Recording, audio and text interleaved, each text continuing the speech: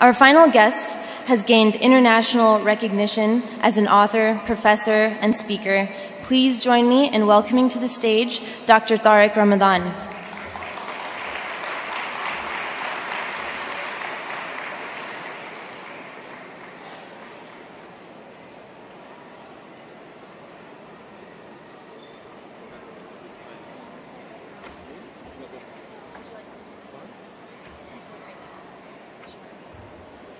I have one more announcement. After Maghrib, inshallah, please go to the bazaar to booth 507. Dr. Ramadan will be signing books. Thank you. بسم الله الرحمن الرحيم والصلاة والسلام على أشرف المرسلين سيدنا محمد وعلى آله وصحبه أجمعين. السلام عليكم ورحمة الله وبركاته. You heard lots of advices and lots of things were said, and I think it's important to listen to what was said, starting with what Imam Suhaib Webb was saying, and then Imam Siraj Wahhaj, Dr. Altaf Hussein, and also Sheikh Hamza Yusuf. When it comes to you at MSA and starting by thinking about who you are and what you want to be, and as I heard Dr. Altaf asking you to support the organization, I think that with this long history it's very important that we help MSA and that we support what is done in this society here in the United States. Let me just end with a few thoughts, because I was told there is not so much time before Maghrib and we have to end. I have been here over the last 2 days and listening to talks and listening to advisors and listening to what is our role as Muslims. And year after year, we come back with the essential, and if the ISNA Convention has a meaning for us, it's really to come it's to help us to remember the essential and to remind our brothers and sisters of the essential in Islam. And dealing with our society and dealing with our religion, if we start with our understanding, I want to tell you something and to share something which I think we need to understand our role facing the challenges of our time. And the first challenge of our time is, to look at what is happening today in the Muslim majority countries and this very optimistic take that we find in the Arab world and among Muslims, saying there is something which is happening towards more freedom and more dignity in societies that were dealing with dictatorship. And if you think about what is happening in the countries, you come and you realize something which it's important when it comes to liberating the countries and liberating ourselves. But at the end of the day, when it comes to the most important challenges of our time now, when it comes to what we can hope for the societies and what we can hope for ourselves, is to be very, very cautious, not to reduce our religion into something that could be instrumentalized in one way or in another, saying Islam is this, Islam is that, and using Islam as a reference without understanding the essence of our religion. And if I can advise the students here, and that this is what I can see, and we kept on repeating this, be careful not to confuse the goals with the ends when it comes to our understanding of our faith. And the very essence of our faith here is really what was meant when it comes to a taqwa, when it comes to this very deep God consciousness. And while you are studying in the West, when you are dealing with your society here, remember that one of the main challenges that you have is to come back to this deep understanding of Islam and to be committed. And to remember that at the beginning of the revelation, when the Prophet ﷺ got the revelation and started to spread the revelation to the companions, it was in fact a conversion of the heart, and with the conversion of the heart, a conversion of the understanding of the world. You live in a society where we are facing challenges, and as Muslims, you know, the perception of Islam is quite negative. It's important to enter into something that I call today an intellectual jihad. Intellectual resistance to lies and people who are saying things about our religion, and even us not knowing our religion and not responding in the right way. But the first is really this one.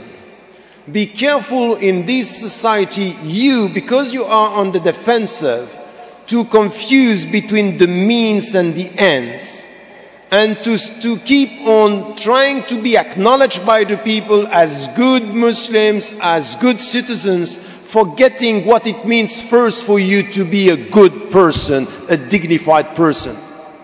And there is something here which is the starting point of everything.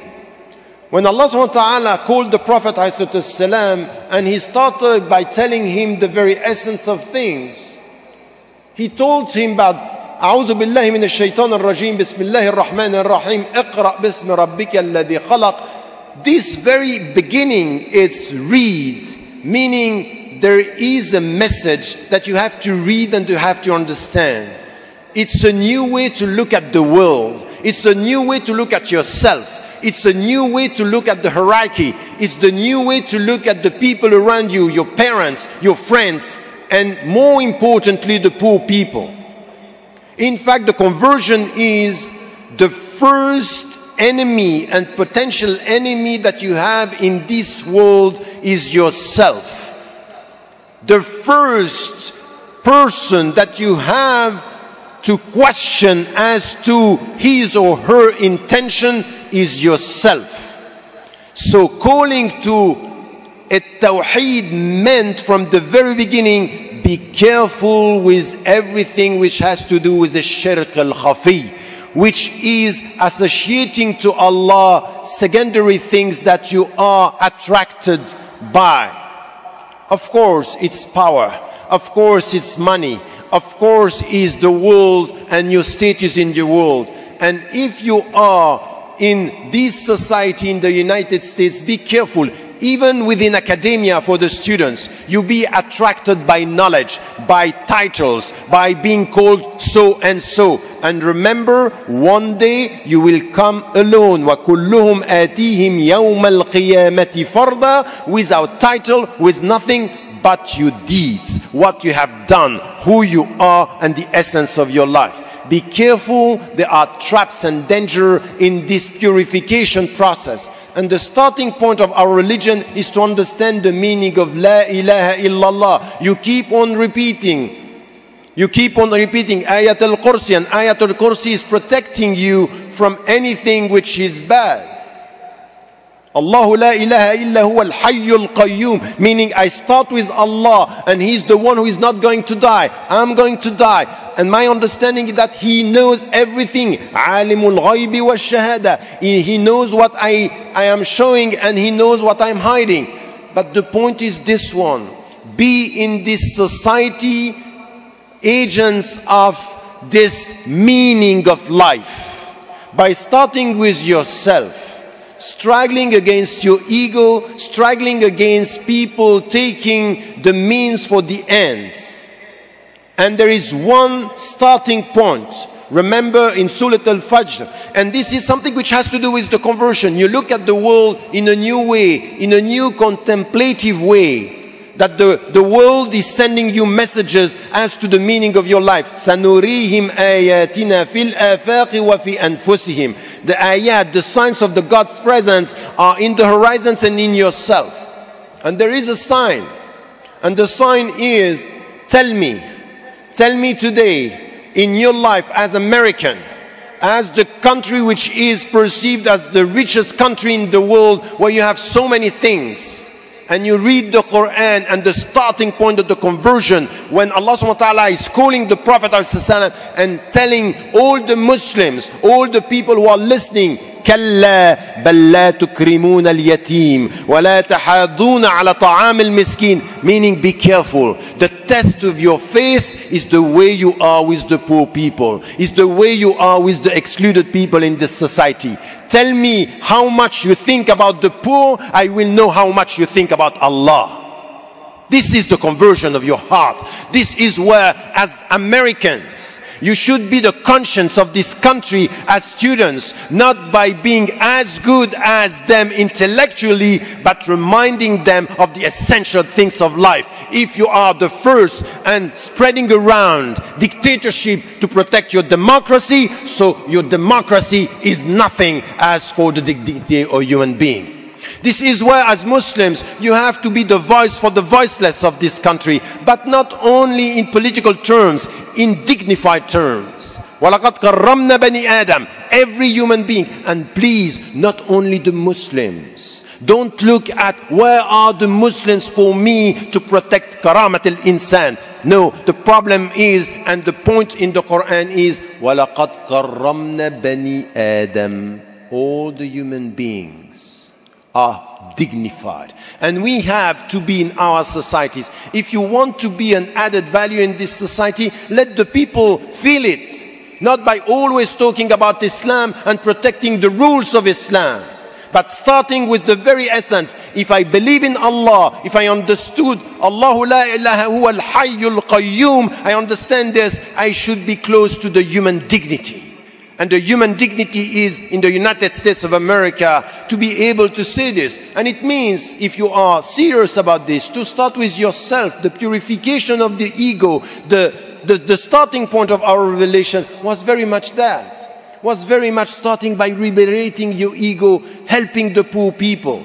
Many people in the Sufi tradition, in the mystical tradition, they wanted to follow a sheikh. And they wanted to follow a sheikh, and the sheikh were to tell them, you want to follow me? You want me to be your mentor? Now you go for 2 years serving the poor people. Just deal with your nafs, and I will deal with your education. But you start with yourself. So ask yourself, in which way, in tazkiyat al-nafs, to master this dimension, the relationship. المال والبنون زينة الحياة الدنيا. Even your money, even your kids. You can look at, Sohaib Wed were talking about Ayam parents. It's a trap sometimes. If you are obsessed with your kids and you don't understand that I'm educating you to be independent, you don't belong to me. We all belong to Him. And I am educating you to be able to be a human being without me. And in the day of judgment, I want you to pray for me. Why aren't we in this society people coming with the true relationship with our parents? Be careful about this. It's a serious matter here. If you have your mother, if you have your father, if you have a family, in the United States of America, this is the very meaning of spiritual presence. It's not to sit down and to say, you know what, we pray 5 times a day. But what is the meaning of praying 5 times a day if you forget Rahmah, Silat al-Rahim, the relationship with your father, if he is alive or if he is dead, the relationship with your mother, the relationship with your kids. Be this presence, be able in universities to speak about this, to speak about one of the most important challenges in industrialized society is elder people, is the way we deal with people who are now perceived as not useful for economic reasons. How come can we deal with this if you are not being this presence? And we need to have students being able to talk about this.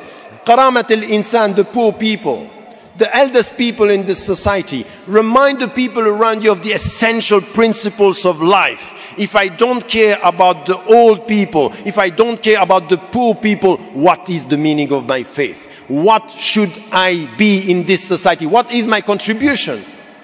So this is where we start by talking about ourselves It's the spiritual. This is spirituality. Spirituality is not only to be isolated from the world, but to remind the world of the essential dimension by starting with tazkiyat an-nafs.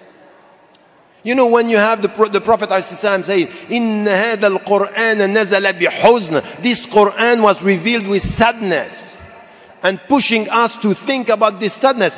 It's this story of life is going to end in a very bad way. You are going to suffer and you are going to cry. We are going to cry. Even if you are now getting married, one day you are going to cry. One day you are going to lose your father, your mother, your kids. One day you are going to lose your husband. You are going to lose your wife. This is life. What is the meaning? Where are you in the process? Are you worshipping knowledge and just you want title? No, it's not possible.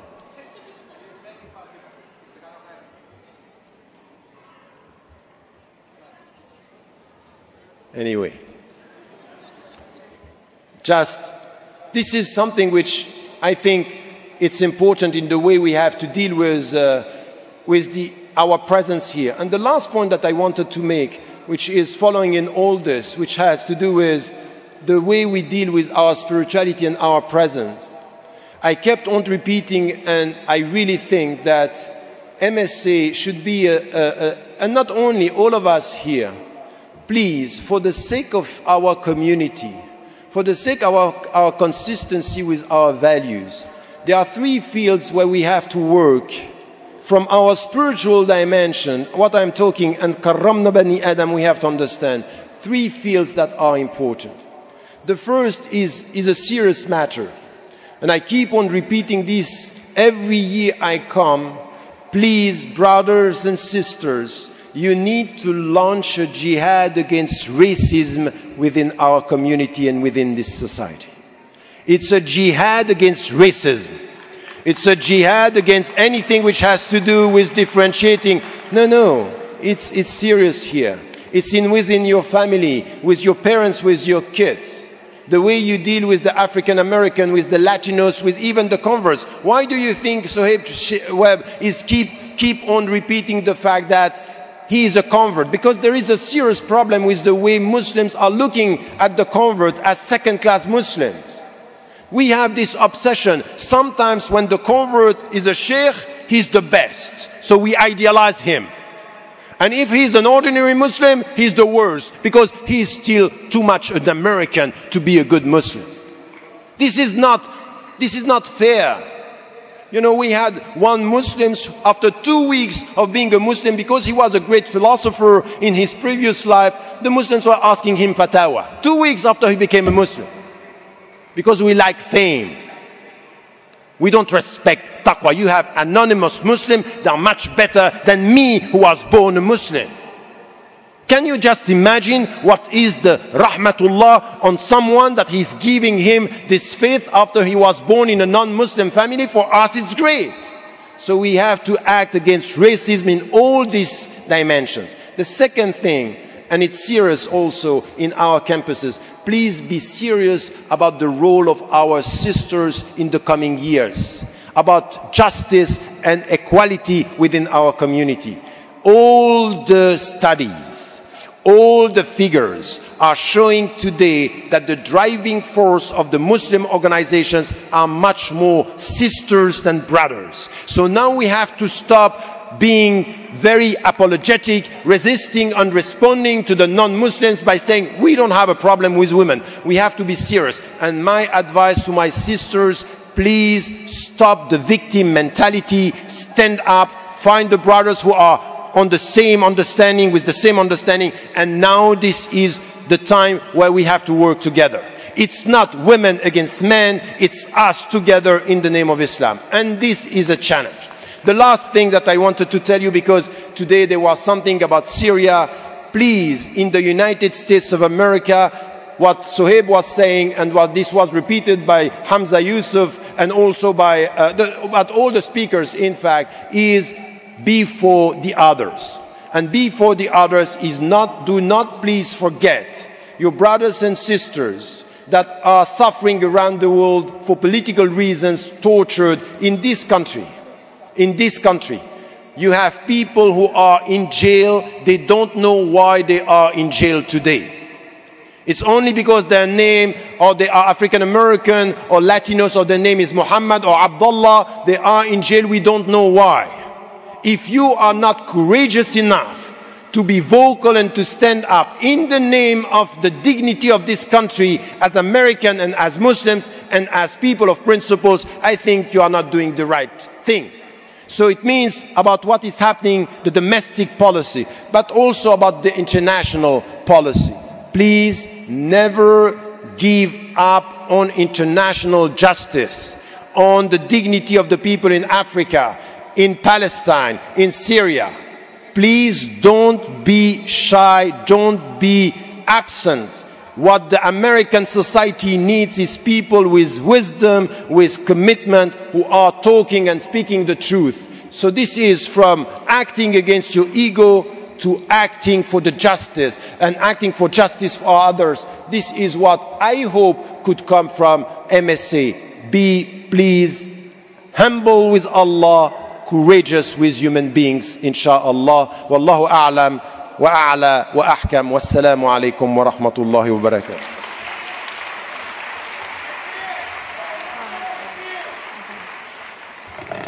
Again, please visit booth 507, where Dr. Ramadan will be signing books.